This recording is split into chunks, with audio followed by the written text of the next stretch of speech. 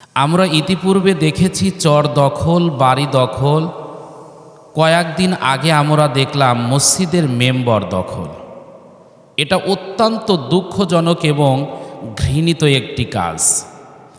আলেমদের ভিতরে যদি আজকে মিল না থাকে, আলেমদের ভিতরে যদি একটা সমঝোতা না থাকে, আলেমদের ভিতরে যদি একটা মহাব্বত না থাকে, তাহলে সে সমাজে আলেমদের মহাব্বত না থাকার কারণে, মিল না থাকার কারণে জালেমেরা কিন্তু ওই সমাজ রাষ্ট্রের ভিতরে 180 মাইল বেগে জুলুম নির্যাতনের স্টিম রোলার চালাতে থাকে। আজকে জালেমেরা ইসলামকে নিধন করার জন্য তারা সকল জালেম ঐক্যবদ্ধ হয়েছে, কিন্তু আলেমেরা ইসলামের সাথে, আমার আল্লাহর ইজ্জতের সাথে, নবীজির মহাব্বতের সাথে এক হওয়া তো দূরের কথা, বরং তারা বিভিন্ন দলে দলে বিভক্ত হয়ে যাচ্ছে। গত জুমাবারে আমরা দেখেছি ডক্টর আবুল কালাম আজাদ বাশার হাফিজাহুল্লাহর মসজিদে ফাঁসিবাদী কায়দায়, স্বৈরাচারী কায়দায় মাওলানা হেদায়েতুল্লাহ আজাদি হাফিজাহুল্লাহ তিনি নামাজ পড়িয়েছেন। কিন্তু ব্যাপারটা এখানে কমিটির ভিতরে দ্বন্দ্ব থাকতেই পারে, কমিটির ভিতরে মনোমালিন্য থাকতেই পারে, মসজিদের যারা মুসল্লি তাদের ভিতরে ইমামকে নিয়ে গ্রুপিং থাকতেই পারে, কিন্তু একজন ভাইয়ের মসজিদে ইমাম থাকা অবস্থায় অন্য ভাই যখন ইমামতি নেয়, অবশ্যই মানবিক দৃষ্টিতে তার করণীয় ছিল, আমার যে ভাইটি এই মসজিদের মেম্বরে বসে ওয়াজ করেন, নসিহত করেন, সেই ভাইটার অবস্থাটা কি, তিনি সেখানে আছেন কি না, তিনি সেখান থেকে বিদায় নিয়েছেন কি না, এ সকল তথ্যগুলো নিয়ে পরবর্তীতে একজন ইমামের আত্মনিয়োগ করা উচিত। যদি তা করা হতো তাহলে এই বিষয়টা নিয়ে এত সমালোচনা হতো না। আজকে আলেমেরা যখন দ্বন্দ্ব করে, তখন জালেমেরা এই দৃশ্যগুলো দেখে তারা অট্ট হাসিতে ফেটে পড়ে। আজকে চরমোনাই পন্থী যারা আছেন এবং যারা ডক্টর আবুল কালাম আজাদ বাশারের যারা ভক্ত আছেন, আজকে তাদের সামান্য ভুল বোঝাবুঝির কারণে আজকে জালেমেরা এই বিষয়গুলো নিয়ে রামপন্থী, বামপন্থীরা, নাস্তিকতাবাদী যারা আছেন, তারা এই সকল বিষয়কে ইস্যু করে নিয়ে তারা মজা করতেছে। অথচ এখানে যদি এই ভুল বোঝাবুঝি না হতো, এখানে আলেমেরা যদি ঐক্যবদ্ধ হয়ে কাজ করত, তাহলে ইসলাম বিদ্বেষীরা এই ইস্যুটাকে কাজে লাগিয়ে ইসলামের বিরুদ্ধে খোঁচাখুচি করার সুযোগ পেত না।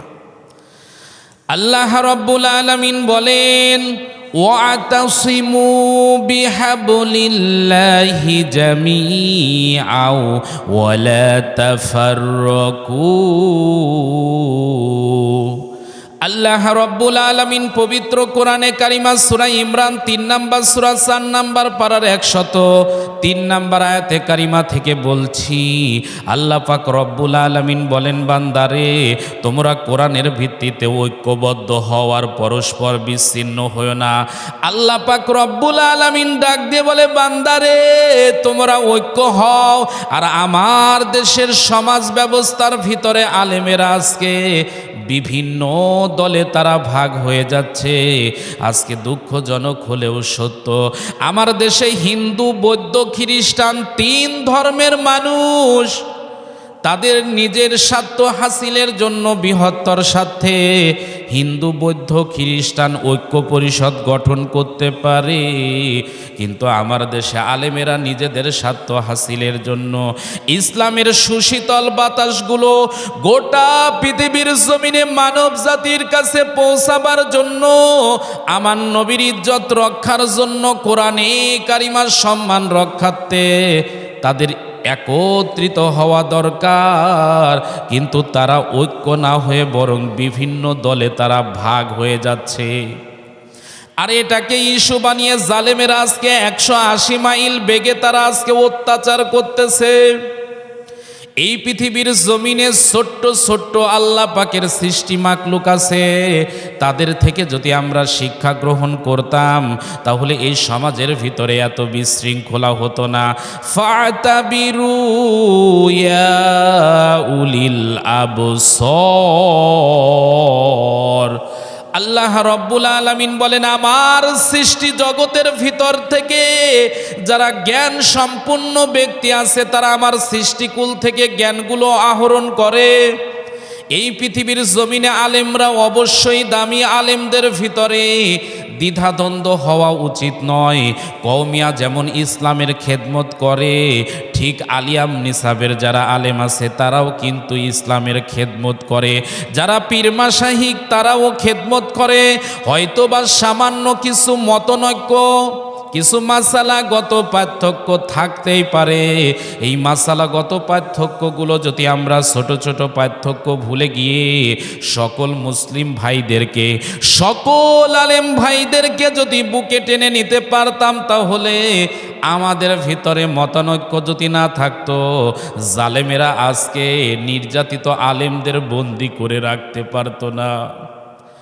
ছোট্ট একটি পিপিলিকা, এই পিপিলিকার ভিতরে আল্লাহ পাক রব্বুল আলামিন আধ্যাত্মিক কিছু শিক্ষা রয়ে দিয়েছেন। পিপিলিকা এক নাম্বার তাদের থেকে শিক্ষা পাওয়া যায়, পিপিলিকা যখন রাস্তায় চলে, মাঠে চলে, ঘাটে চলে, তারা নিজেদের ভিতরে যে পিপিলিকাটা সিদ্ধান্ত নেয়, যে নেতৃত্ব দেয়, অন্য বাকি পিপিলিকারা কিন্তু তার নেতৃত্ব মেনে নেয়। একটা পিপিলিকা যখন সামনের দিকে আগায়, বাকি পিপিলিকা অন্য দিকে আগায় না, বরং সকল পিপিলিকাগুলো তার নেতার আনুগত্য করে তার নেতার দিকেই তারা ছুটতে থাকে। এই পৃথিবীর জমিনে যদি আলেমেরা যদি ঐক্য হয়ে, সকল আলেম ঐক্যবদ্ধ হয়ে নেতৃত্ব যারা দেয় তারা যদি সামনের দিকে আগাতো, আর জনগণ যদি তাদেরকে অনুসরণ করে বাকি আলেমরা যদি নেতৃত্ব মেনে নিত, তাহলে এই সমাজ রাষ্ট্রর পরিবর্তন হয়ে যেত। আজকে দেশের ভিতরে দ্রব্যমূল্যর ঊর্ধ্বগতি, আজকে জনগণ খাইতে পারে না, আজকে জনগণ গণতন্ত্রর কথা বলতে পারে না, নিজেদের স্বাধীনতা হারিয়ে ফেলছে। এখানে আজকে আলেমদের কোনো ভূমিকা দেখা যায় না। আজকে এখানে আমরা সাধারণ মানুষ মরে যাচ্ছি। এখানে আলেমদের ঐক্য হওয়ার কথা নয়, বরং ছোট্ট ছোট্ট বিষয় নিয়ে আজকে আলেমরাই আজকে ফাটল ধরাচ্ছে। আজকে আলেমরা যদি নিজেদের এই ছোট্ট ছোট্ট মত পার্থক্যগুলো ভুলে যেত, তাহলে সাধারণ মানুষগুলো আজকে এত কষ্ট পেত না। সাধারণ মানুষগুলো অন্তত খেয়ে পড়ে বেঁচে থাকতে পারত। আজকে দেশ এক ক্লান্তি লগ্নের দিকে চলে যাচ্ছে। যারা টাকা আলা তারা শুধু টাকার পাহাড় গড়ে তুলতেছে, আর যারা টাকা নেই, দিন আনে দিন খায়, যারা চলতে পারে না, যারা হাহাকারের মধ্যে থাকে, রিক্সাওয়ালা, ঠেলাওয়ালা, কামার, কুমার, জেলে, আজকে এ সকল মানুষেরা দুবেলা কিভাবে খাবার পাবে এই চিন্তায় তারা যেন ব্যাকুল হয়ে যাচ্ছে। এজন্য আলেমদেরকে বলি, এখনো সময় আছে, আপনারা একটু ঐক্য হন। আপনারা বৃহত্তর স্বার্থে নিজেদের ভিতরে সংকীর্ণ মনতা ভুলে যান। হিংসা নামক রোগ, অহংকার রোগ তো আলেমদের সাজে না। আপনারা যদি এই মত পার্থক্যগুলো ভুলতে না পারেন, দেশের অবস্থা খুব করুণ হয়ে যাবে। পিপিলিকা থেকে 2 নাম্বার শিক্ষা পাওয়া যায়, পিপিলিকা ঐক্যবদ্ধ হয়ে থাকে, পিপিলিকা কখনো বিচ্ছিন্নভাবে থাকে না, যার কারণে বিপদে আপদে মুসিবতে তারা বিপদে পড়ে না। বৈশাখকালে যখন পানিতে চারিদিকে থই থই করে, তাদের ঘরগুলো যখন পানির ভিতরে ডুবে যায়, পিপিলিকারা বুঝতে পারে এই মুহূর্তে যদি আমরা ঐক্য না হই তাহলে বাঁচার কোনো কায়দা নাই। এই জন্য তারা বৃহত্তর স্বার্থের কারণে সকল বিরোধিতা, সকল অত্যাচার, সকল জুলুম নির্যাতন, সকল মতপার্থক্য ভুলে গিয়ে সকল পিপিলিকাগুলো যখন ঐক্যবদ্ধ হয়ে একটা বলের মতো আইটেম তৈরি করে ফেলে, ওই পিপিলিকার বলের আইটেমটা পানির উপর ভাসতে থাকে। বৃহত্তর সাথে ঐক্যর হওয়ার কারণে পানির উপর ভাসে, তবুও তাদের জীবন যায় না। আল্লাহ পাক রব্বুল আলামিন ডাক দিয়ে বলে, বান্দারে তোরা যদি বৃহত্তর স্বার্থের কারণে ঐক্য হতে পারতি, যতই জালেমেরা জুলুম করুক না কেন, তোরা যদি ঐক্য হতে পারতি, আমি আল্লাহ রব্বুল আলামিন তোদের বিজয় দিয়ে দিতাম। হাসবুনাল্লাহু ওয়া নি'মাল ওয়াকিল, নি'মাল মাওলা ওয়া নি'মান নাসির।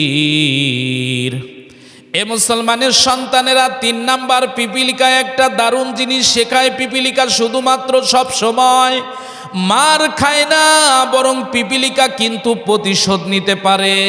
আজকে আমাদের ভিতরে আলেমদের এক শ্রেণীর আলেমেরা যখন জেলখানায় বসে বসে কান্দে, অন্য আলেমেরা মুছে তেল মারে আর বলেন না, ও অন্য দলের হুজুর, ও মার খাইলে আমার কি। আরে ভাই, আপনার সামনে আজকে আলিয়াপন্থীরা মার খাচ্ছে, আপনি কওমিয়া চুপ করে আছেন। আপনি আগামীতে মার খাবেন, সেদিন কওমিয়ারা মার খাবে, আলিয়ারা কথা বলবে না। আজকে কওমিয়ারা মার খায়, আলিয়ারা যদি চুপ করে থাকে, তাহলে সময় আসবে উল্টো, যখন তাদেরকে ঝোলানো হবে কওমিয়ারাও কথা বলবে না। তার মানে আলিয়া কওমিয়া ভেদাভেদ নয়। আল্লামা দেলাওয়ার হোসেন সাইদি হাফিজাহুল্লাহ বলতেন, আলিয়া আমার যদি একটি চোখ হয়, কওমিয়া আমার আর একটা চোখ। আমার একটা চোখে ব্যথা ফেলে আমার শরীরটা ব্যথায় কাতরাতে থাকে। তাহলে যারা বড় বড় মানুষ ছিলেন, বড় বড় মনীষী ছিলেন, তারা যদি এই রকম কার্পণ্য না করে আলিয়া কওমিয়াকে ভেদাভেদ ভেঙে দিয়ে তারা যদি সকল আলেমদেরকে মহাব্বতের সাথে বুকে টেনে নিতে পারে, আপনারা কেন পারবেন না? এখনো সময় আছে। সকল দ্বিধাদ্বন্দ্ব ভুলে গিয়ে, আলিয়া কওমিয়া ভেদাভেদ ভুলে গিয়ে সকল আলেমের ঐক্য হওয়া দরকার। আলেমেরা যদি ঐক্য হতে পারে, জালেমেরা মাঠে ময়দানে কাজ করা তো দূরের কথা, বরং পায়ে জুতা পায়ে দেওয়ার সময় পাবে না। আমাদের প্রভু এক, এক নবীর উম্মাত, জীবন বিধান এক, ওই শিবানী কোরআন। আমাদের প্রভু এক, এক নবীর উম্মাত, জীবন বিধান এক, ওই শিবানী কোরআন। তবে কেন এক নও হে মুসলমান, এক হও, এক হও করিয়া আহ্বান। তবে কেন এক নয় হে মুসলমান, এক হও, এক হও করিয়া আহ্বান।